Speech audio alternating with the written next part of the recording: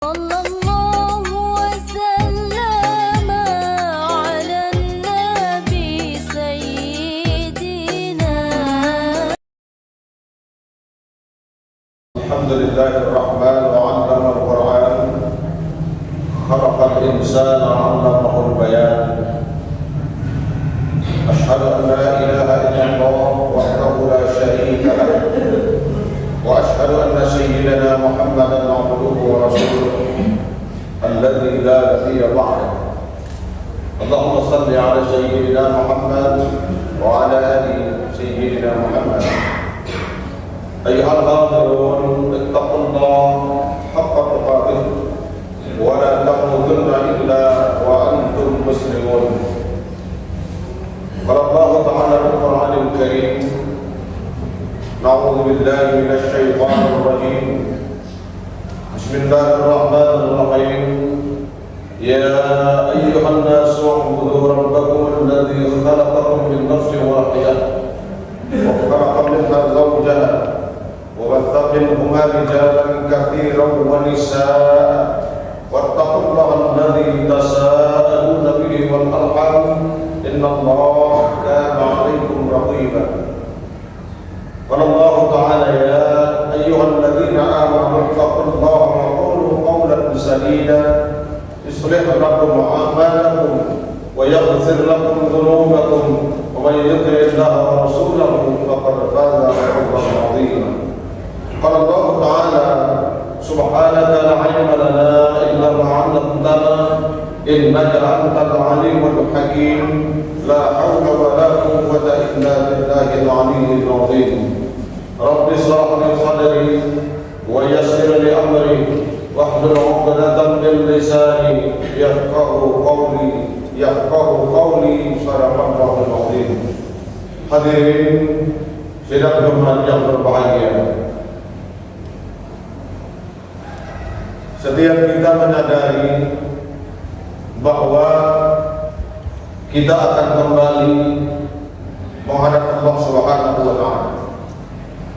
Kita sadar bahwa hidup adalah perjalanan dan kematian adalah sebuah transit menuju perjalanan yang berikutnya, yakni tujuan adalah alam akhirat.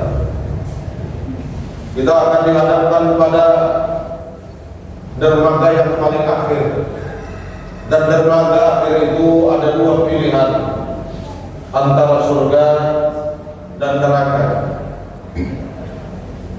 Maka ada dua target umat Islam dalam kehidupannya. Target pertama ini disebut dengan sasaran jangka pendek yang kita sebut fid dunya hasanah, dan target jangka panjang ini disebut wa fil akhirati hasanah.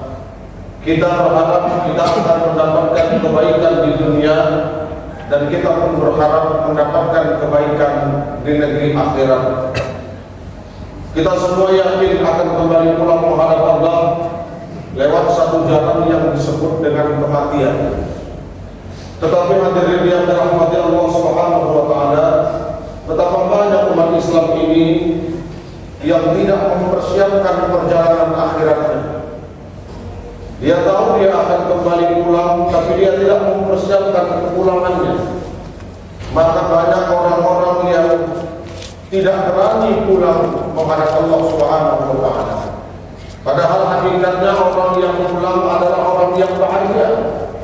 Mari kita lihat anak yang sekolah, ketika datang lonceng berbunyi, datang masa dia pulang, dia akan kembali senang karena dia akan pulang ke rumahnya. Begitu juga dengan kita yang cari nafkah.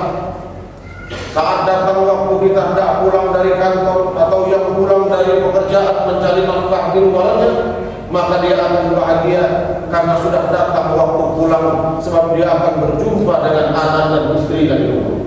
Pulang pada hakikatnya adalah kebahagiaan. Orang mudik pulang kampung pada saat lebaran dia akan bahagia. Kadang apa saja dia bawa untuk kembali pulang. Ada yang bawa buah tangan, ada yang bawa kebaikan, ada yang bawa oleh-oleh, bagaimana? Karena pada hakikatnya pulang adalah kebahagiaan. Tapi pulang menghadap Allah jarang orang bahagia. Banyak orang pulang matanya terpejam, matanya melotot, mulutnya tidak tersenyum. Banyak orang pulang dalam keadaan bermaksiat. Banyak orang pulang dalam keadaan melakukan perbuatan yang munkar. Banyak orang pulang menghadap Allah dalam keadaan tidak dalam keadaan beragama Islam. Maka Allah jelaskan dalam Quran, Allah ingatkan dalam Quran.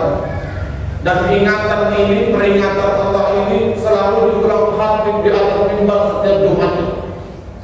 Wala tamutunna illa wa antum muslimun. Jangan antum wafat, janganlah kita mati kecuali dalam keadaan beragama Islam. Ini penting karena banyak di antara kita yang lalai dari kematian kita.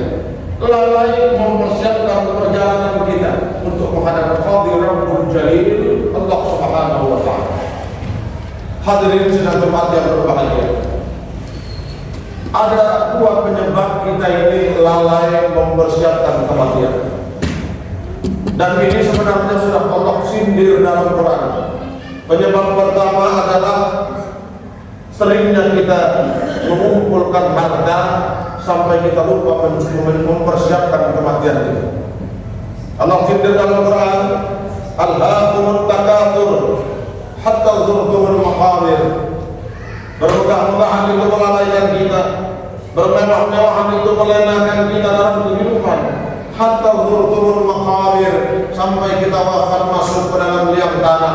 Maka kata Allah dalam Quran surah Al-Munafiqun memberikan penjelasan atas ayat tadi. Banyak mayat-mayat di dalam kuburnya, banyak jenazah-jenazah di dalam makamnya.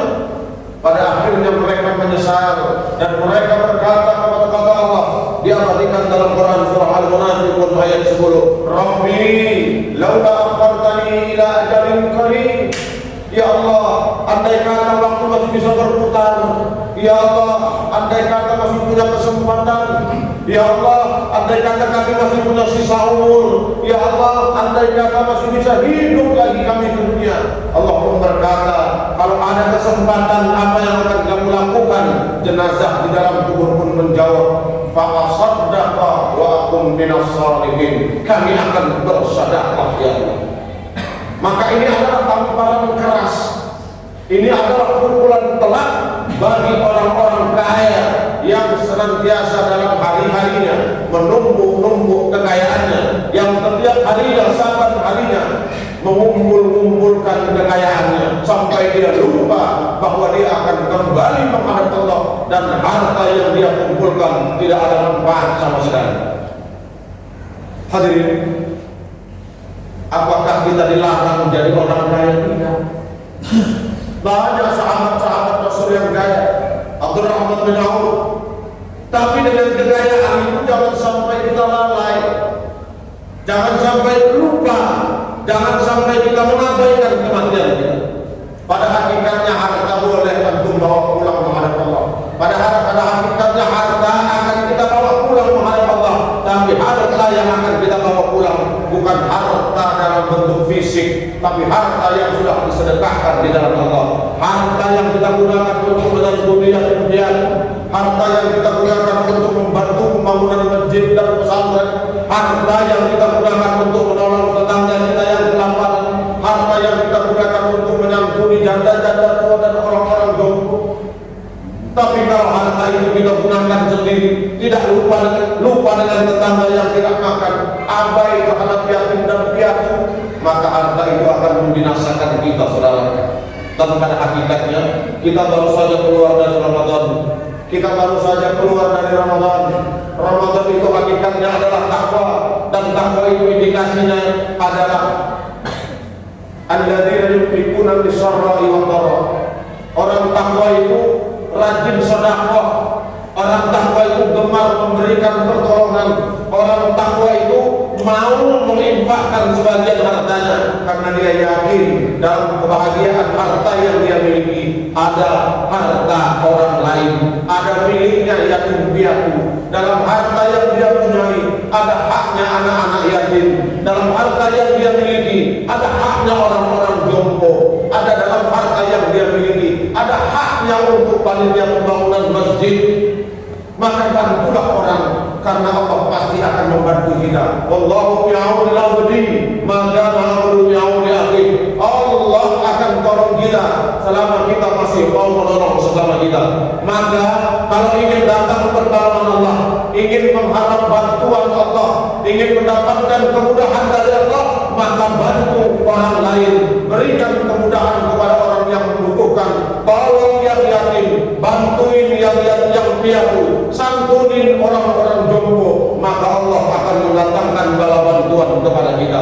Hadirin sidang Jumat yang berbahagia, maka kunci pertama, jangan pernah lalai dari kematian hanya gara-gara menumpuk harta dan kekayaan. Orang yang menumpuk hartanya sekali lagi, dia akan lalai dari kematiannya, karena kerjaan kita kebanyakan jamalah wa'adadah. Kita hanya ngumpulin, ngumpulin.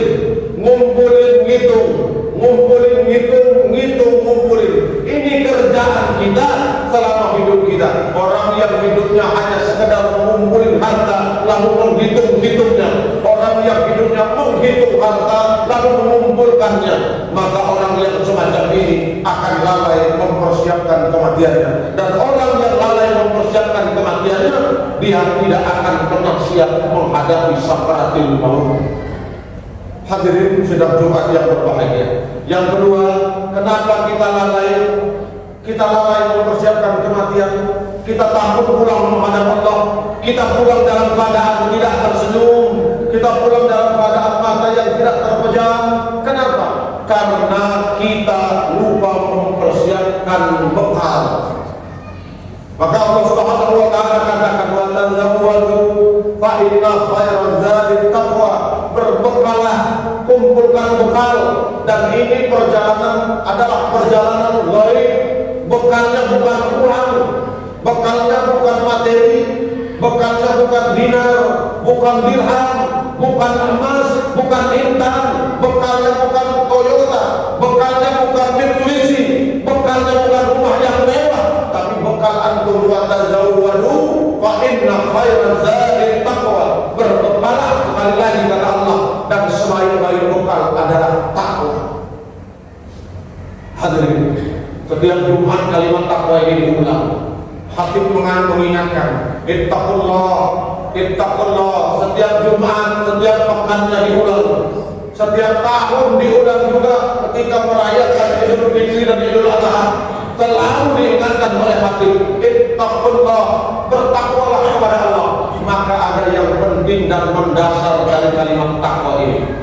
Ada poin penting, dan ternyata poin penting itu takwa adalah bekal menuju kebaikan, bekal menuju Allah Subhanahu wa taala. Takwa adalah sebaik-baik bekal menuju kepada Qadir Rabbul Jalil Allah Subhanahu wa taala. Hadirin, kita baru selesai menunaikan ibadah puasa Ramadan. Puasa Ramadan pada hakikatnya membentuk kita jadi orang yang takwa. Tapi banyak orang yang keluar dari Ramadan dia tidak berhasil menjadi orang takwa. Ingat saudaraku, Ramadan itu bukan jaminan kita menjadi orang takwa. Tidak ada. Maka kata Nabi, kamin sha'imin, betapa banyak orang yang puasa Ramadan, mereka tidak dapat apa-apa dari puasanya kecuali lapar dan dahaga. Mereka tidak mendapatkan apa-apa dari puasanya. Jangankan nilai takwa, pahala puasa pun dia tidak dapat. Dia hanya sekedar mendapatkan lapar dan haus saja. Maka banyak orang keluar Ramadan, dia tidak berhasil menjadi orang yang bertakwa di hadapan Allah Subhanahu wa taala. Karena takwa ada konsekuensinya, dan Allah tidak memberikan jaminan orang yang puasa lantas jadi takwa, tidak. Karena Allah katakan orang yang puasa, Allah gunakan kalimat kata la'alla. Orang yang puasa Ramadan, la'alla, kalaupun dia tiba wajib bagi kita berpuasa, tapi kalimat penghujungnya la'alla ini bukan kalimat kepastian, melainkan kalimat pengharapan. Orang yang puasa, benar puasanya, dia dirikan puasanya, dia hidupkan malam Ramadannya, maka keluar Ramadan, insya Allah harapannya berhasil menjadi orang yang takwa. Sekali lagi, takwa ketika Ramadan bukan kepastian, tapi takwa Ramadan adalah pengharapan. Maka banyak orang-orang yang keluar Ramadan dia tidak berhasil meraih predikat takwa. Dan takwa itu hadirin adalah taat yang mengalami peningkatan. Maka Umar Ibn Khattab mengatakan, berhasillah orang-orang yang Idul Fitri karena laisal Id liman labisal jadid walakinnal Id liman ta'atil yadid. Idul Fitri itu bukan pakaian baru, Idul Fitri itu bukan tunjangan hari raya, Idul Fitri itu bukan mudik, tapi Idul Fitri itu walakinnal Id liman ta'atil yadid. Idul Fitri itu ada takwa yang mengalami peningkatan. Kalau tidak meningkat, maka tidak pantas merayakan Idul Fitri, tapi kita cuma sampai pada tahap lebaran saja. Hadirin sidang Jumat yang berbahagia, bertakwalah kepada Allah, kumpulkan sebaik-baiknya, sebanyak-banyaknya sifat-sifat takwa. Kata Imam Al-Ghazali, takwa itu adalah kumpulan kebaikan-kebaikan. Allah telah dalam Quran, manusia itu diberikan dua sifat yang melekat pada malaikat dan melekat pada hewan. Quran surah As-Sams, wa nafsin wa ma sawwaha fa'alhamaha fujuraha wa taqwaha. Manusia itu manakala di alam rahim sempurna penciptaannya, ada tangannya, ada kakinya, ada matanya, ada hidungnya, ada mulutnya, lengkap semuanya. Lalu kami berikan manusia itu fa'alhamaha fujuraha wa taqwaha. Kami berikan manusia itu dua, kata Allah. Fujur itu sifat yang hanya melekat pada hewan. Bahasa lain fujur disebut dengan nafsu. Dan kemudian manusia itu Allah berikan sifat yang hanya melekat pada malaikat, itu yang disebut dengan takwa. Takwa adalah kumpulan kebaikan. Kata Imam Al-Ghazali, maka kerjakan nilai-nilai takwa sekecil apapun nilai takwa itu. Maka Syekh Maimun Zubair katakan, andai kata antum melihat semut yang berenang-renang di dalam gelasmu, lalu kau celupkan satu jemarimu, kau angkat semut yang berenang-renang itu, kau letakkan di tempat yang kering, maka kau sudah melakukan satu kebaikan yang insya Allah nilainya sama dengan nilai takwa di hadapan Allah Subhanahu wa ta'ala. Bertakwalah saudaraku. Keluar Ramadan, jangan pernah membentak istri, jangan pernah menghardik anak yatim, gampang marah ditiadakan, yang emosional hilangkan. Maka orang yang meredam amarahnya, itulah tanda pula orang yang bertakwa. Kumpulkan nilai takwa, dari takwa yang paling kecil sampai takwa yang paling besar. Dan insya Allah takwa-takwa yang kita kumpulkan ini, insya Allah saudaraku, akan menjadi bekal kita untuk berjumpa dengan Allah Subhanahu wa ta'ala. Karena Allah sebaik-baik tempat kita untuk kembali. Hadirin sidang Jumat yang berbahagia, mudah-mudahan khutbah ini bermanfaat bagi kita dan kita tidak lagi menjadi orang-orang yang lalai dalam kehidupan untuk mempersiapkan kematian. Sekali lagi, jangan sampai kita mengumpulkan harta lalu kita lupa dengan kematian itu.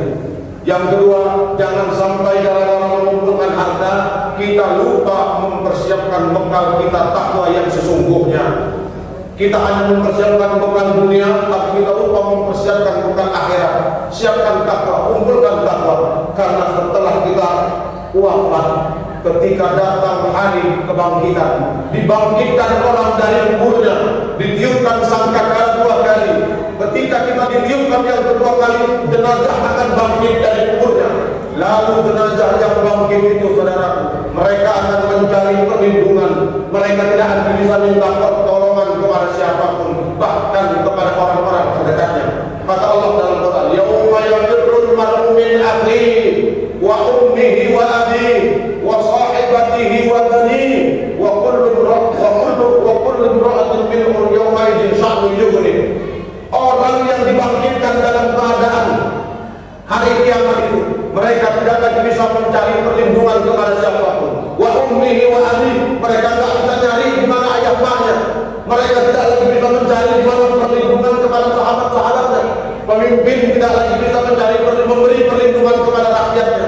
Rakyat tidak bisa lagi mencari perlindungan kepada pemimpinnya. Teman tidak lagi bisa memberikan pertolongan kepada teman-temannya. Yang pengacara di dunia, dia tidak lagi mampu memberikan perlindungan dan memberikan pertolongan kepada kliennya. Karena semua orang pada hari itu, kata Nabi, akan sibuk dengan urusannya masing-masing. Sampai-sampai sahabat bertanya, Rasulullah berkata, orang dibangkitkan dari kuburnya dalam keadaan telanjang.